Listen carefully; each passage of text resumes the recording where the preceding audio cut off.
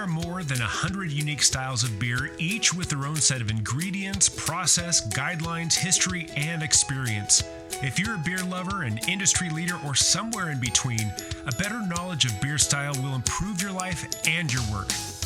Welcome to A Sense of Beer Style, essential beer style training for those who want to lead in food and beverage.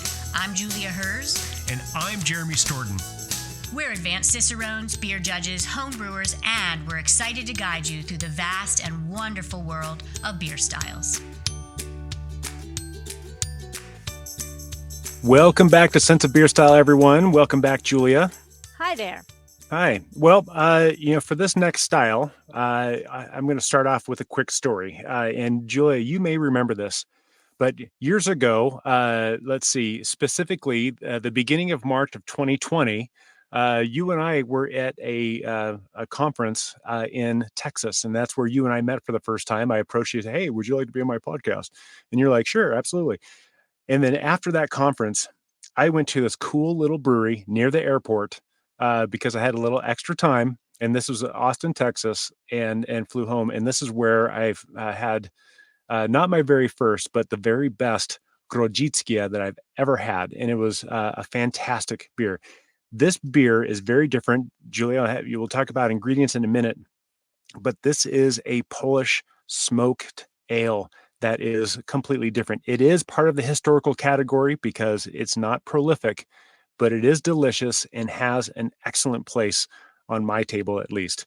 And we'll talk about that a little bit more in detail, but that brewery near the airport in Austin was Live Oak, and they were very gracious to send us a sample of their Grodziskie because these are hard to find and not easy to brew. There's a few extra steps, but so cheers to Live Oak, and thank you for sharing. But let's talk about this beer style. What are the ingredients that go into this? So you've got a really fun, approachable beer from a unique aspect that it's wheat-based. Many styles are, but not most. So wheat is the general largest proportion of what's fermented, and it's oat smoked. This, we're used to getting a sense of, from German smoked beers, Rauch beers, beechwood aged, influenced beers. That's more the style that you might come across if you're used to any kind of smoked beer, but that's not the case here. This is oat smoked wheat malt is the main character. It's less intense than that beechwood smoked malt that's used for the Rauch beers, and it's going to lend, I think, a more delicate series of flavors.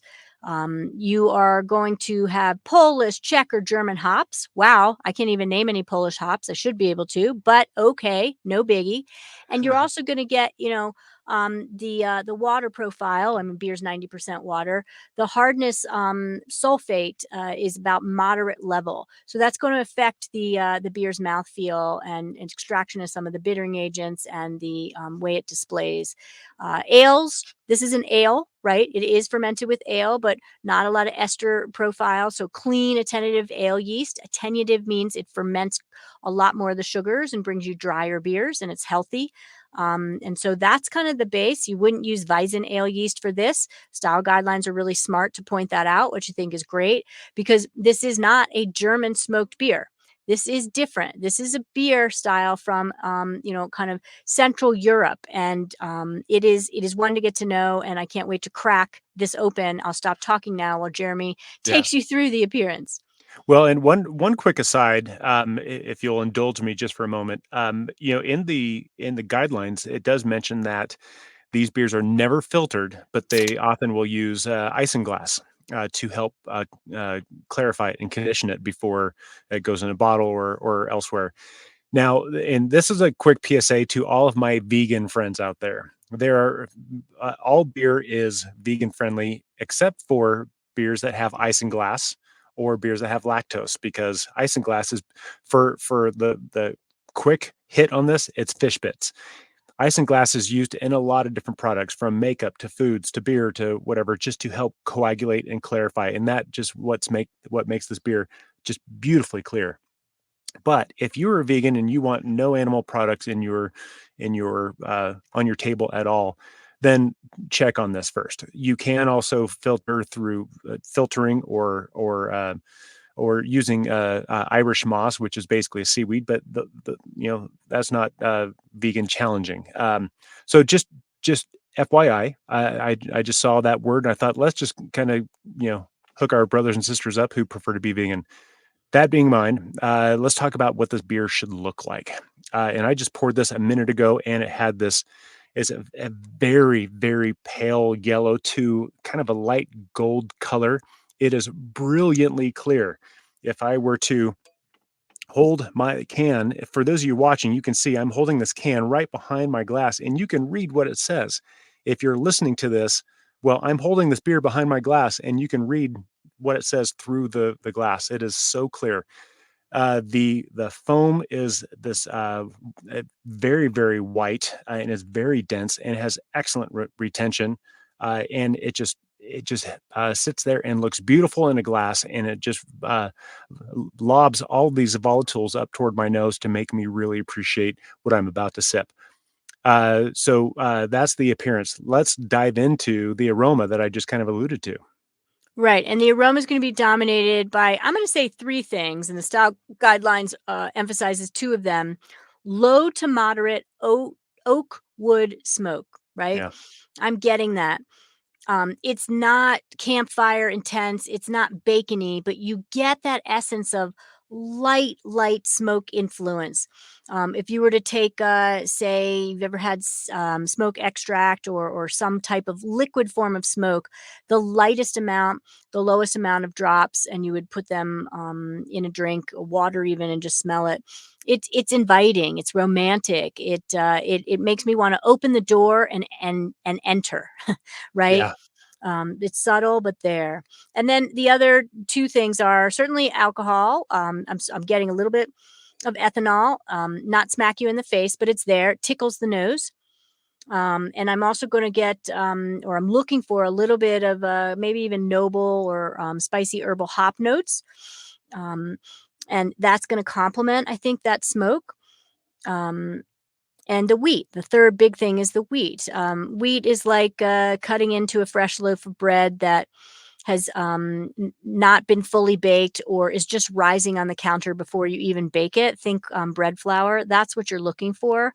And it's all very delicate, very subtle, dancing together, very clean aroma. You may or may not get kind of palm fruit esters. I am not getting esters, but they could be there.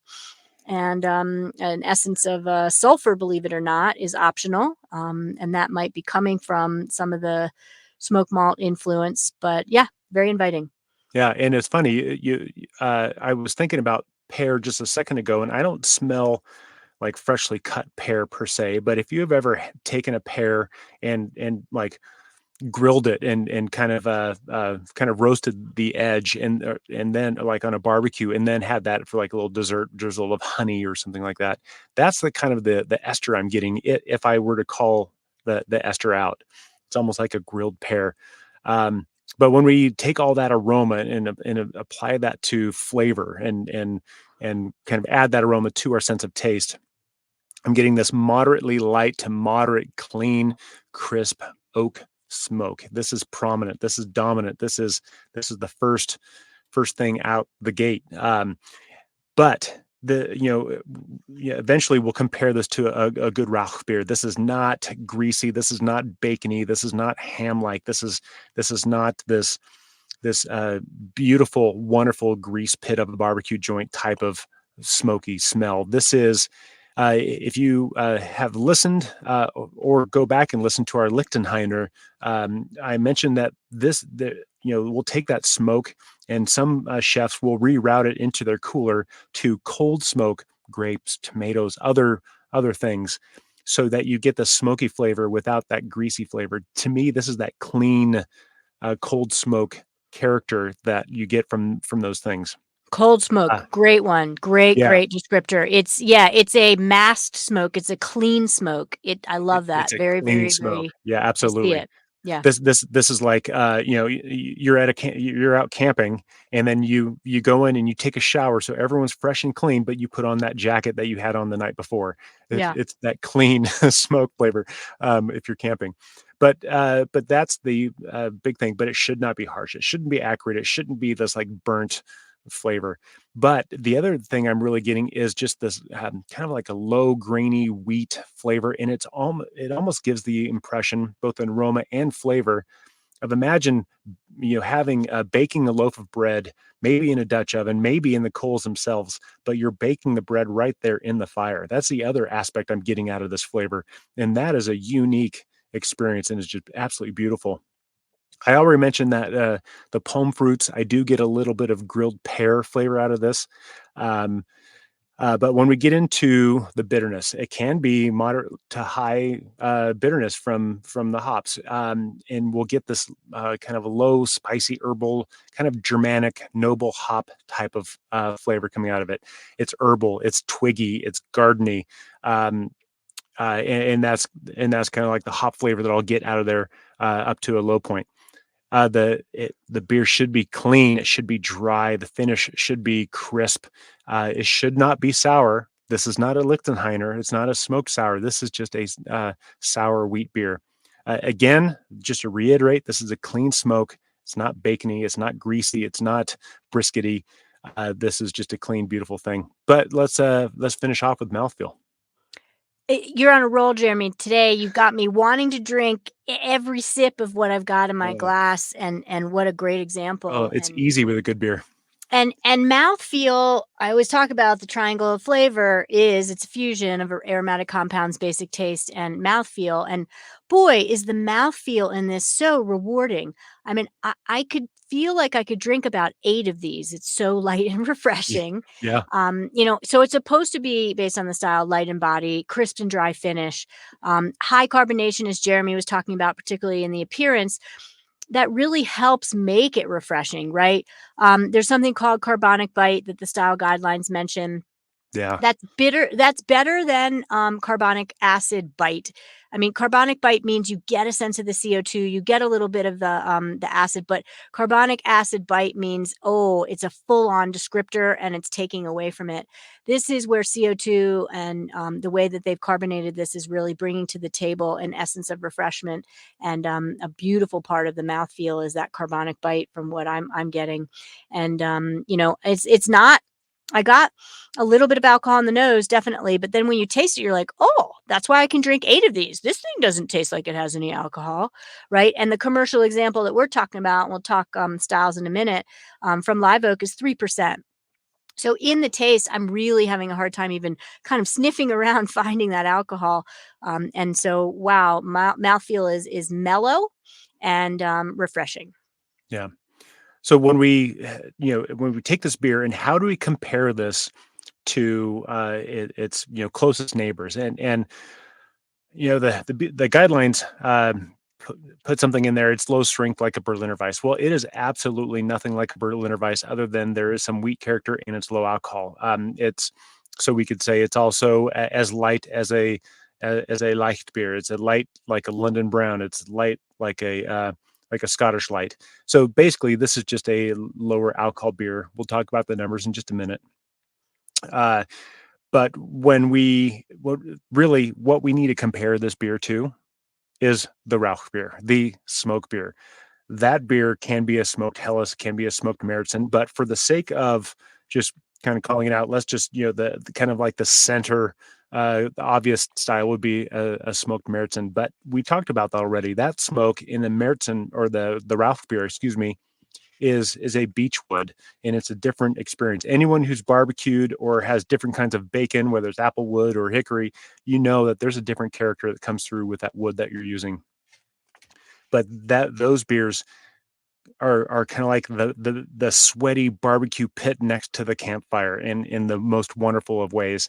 This is the clean, light smoke, and like you mentioned, with the mouthfeel, this is dry. This is bone dry, and this is a very, very different comparison. But its closest neighbor, it really is that Rauch beer. Because it's a wheat beer, if we want to compare it to a German wheat, not even close. The German wheat is full of body, full of fermentation flavor with banana and clove. This is not that at all. So that's the style comparison. It really is unique and all by itself. But let's talk about our commercial examples for another little hookup to our hookup. Yeah, and so Jeremy did reach out, and Live Oak was so kind to provide us this, and it is the only example mentioned, which is tough in the style guidelines. So the point is that Live Oak has become known for Yeah. their version of the Grodziskie, and so this style. I hope they're selling the crap out of this, right? Is the example, and we are talking about BJCP historical beer examples in the guidelines. We want to reemphasize that these are recreations of historical styles. So it's okay to have a brewer not from the country of origin as the main example that the world's pointing to, because BJCP is global, because they're doing it right. They have taken what they have learned from the historic record and brought this beer back in a modern way with modern techniques. They likely are doing, step mashes and the style guidelines talk about. And I mean, Live Oak is maybe using more than one yeast. Don't know, but it is a beer that is a perfect example of how you can resurrect something, have it taste fresh and modern, yet it is an ode to history. So that is the only example that we have. Yeah. And I've found a couple other examples out in the wild, but it's not prolific. You really have to seek it out or brew it yourself, et cetera, et cetera. But that being said, let's talk about the numbers. This is a lower alcohol beer, everyone. This is a sessional beer. This is under 4%. The ABV March out is from 2.5 to 3.3. This is this is have a few of these and still make it onto your flight at the airport if you're in Austin. The IBUs on this is the IBUs are 20 to 35. The hops are there, the bitterness is there, but it's not prominent. It's that smoke that provides the balance to this beer, and that's the kind of interesting part. From color wise, we just showed you that this is a very pale to pale gold color. So we're looking at an SRM of 3 to 6. If you're an EBC person, we're looking at 6 to 12, which is basically double the SRM. When we get to original gravity, we're looking at 1028 to 1032. Again, those numbers kind of stack up and correlate to the ABV, assuming the beer attenuates properly.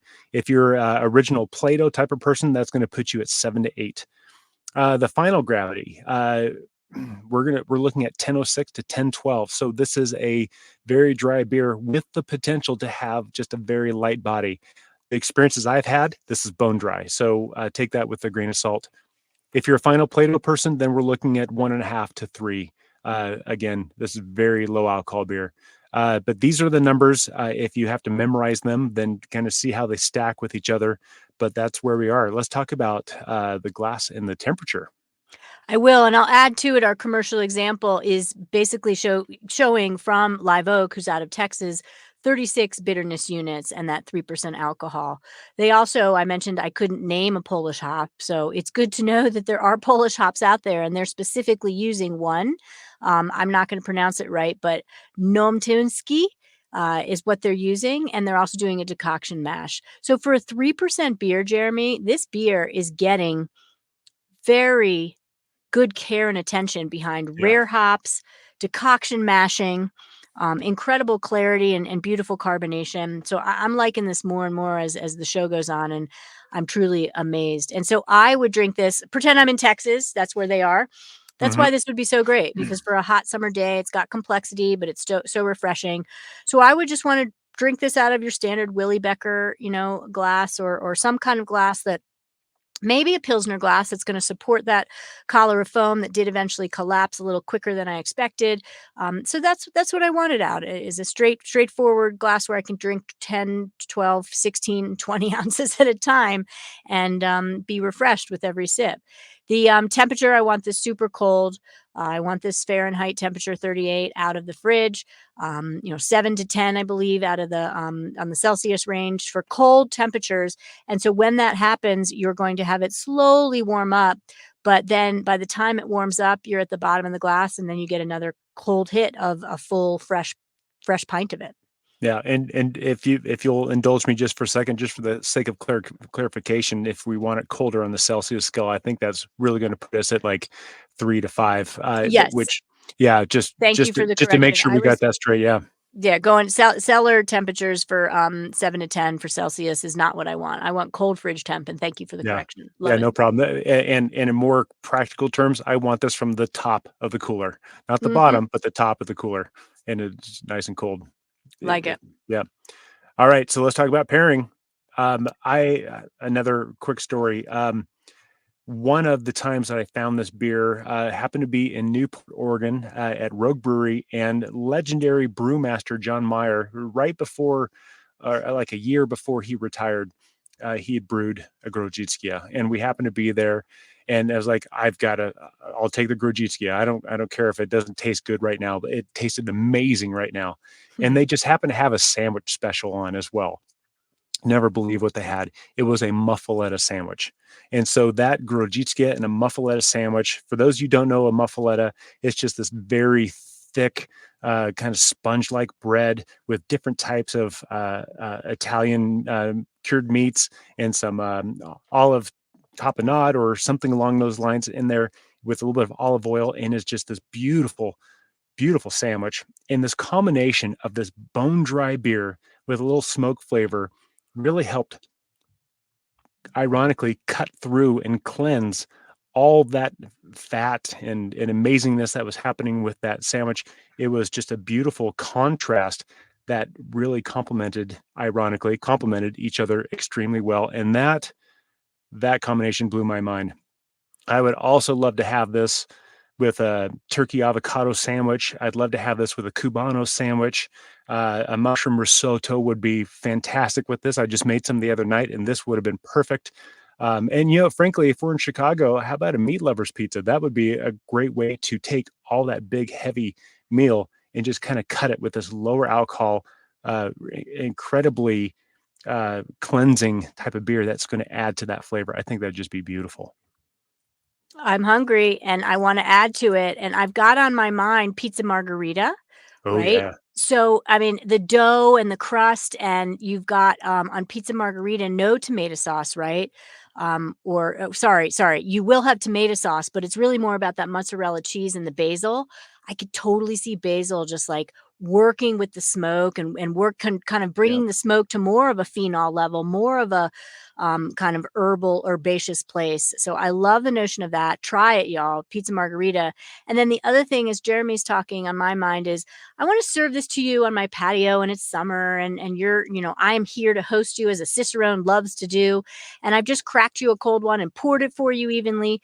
And you're just sipping on it. And now I present a platter of like rice crackers, right? I want something really simple on the not bready cracker, not a saltine or anything like that. I want rice crackers for some reason. I think it'd be a nice counterbalance against the wheat malt. And then I want to put that cold smoked salmon on top of it with some kind of spreadable cheese that's not too intense, like Alouette or Boursin. Again, back to those herbs, those herbaceous things I think are going to work and play with the smoke and then really marry to the base malt and like wow. And then the salmon, salmon, there's a chemical interaction. If you read my and Gwen Conley's beer pairing book, we talk about this is a good challenge. I won't give you the cheat today. I'll make you look it up. We can talk about it another time though. And to give you the answer, there's a chemical interaction that happens with the fish oils, right? In salmon. And so hops can exacerbate or potentiate the fishy aspect of salmon. So you don't want something that's too high in bitterness, right? 36 bitterness units, it's getting up there, but it's not aggressive. So I don't think it would not play well. And the cold smoked salmon would just find its way so much to the beautiful essence of smoked wheat malt in this. And so that's what I want to serve you and have it along with the pizza margherita. Oh, I bet that would be amazing. So the Piwo Grodziskie from Poland, it is a beautiful beer. And if you're one of those folks who says, I don't like smoked beers, you've got to try this one because this is very different. So when you're in Austin and you've got some extra time before or after the airport, stop by Live Oak and tell them we sent you and thank you for these beers. But go find it. This is an exceptional experience. So with that, it even says on the can, Nastrovi. Remember, Nastrovi and low gravity beer, really mild, mellow, seductive smoke, predominantly wheat malt, you are going to have a great answer whenever you get asked about this style now. Thank you for listening to A Sense of Beer Style, the essential beer style training for those who want to lead in food and beverage. With Advanced Cicerones, me, Julia, and me, Jeremy. Tune into the next episode as we continue exploring the world of beer styles and what to make of them. We encourage you to listen to the prepisodes to build your foundation and better understand beer styles. And before the next episode, I'd like to ask you to review the show and let us know what you'd like featured in upcoming episodes. Until next time, here's to you and your sense of beer style. Thank you for listening. Cheers.